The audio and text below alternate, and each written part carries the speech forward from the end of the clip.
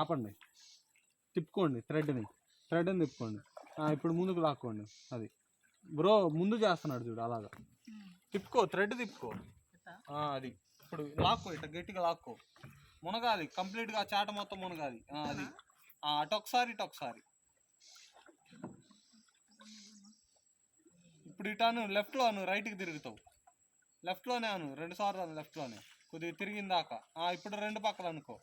మీకు అర్థమైంది, ఎటు తిరగాలనుకుంటే అటు ఆపోజిట్లో అనుకుంటా వెళ్ళండి. మునగాలి, చాట మొత్తం మునగాలి ముందుకెళ్ళాలంటే.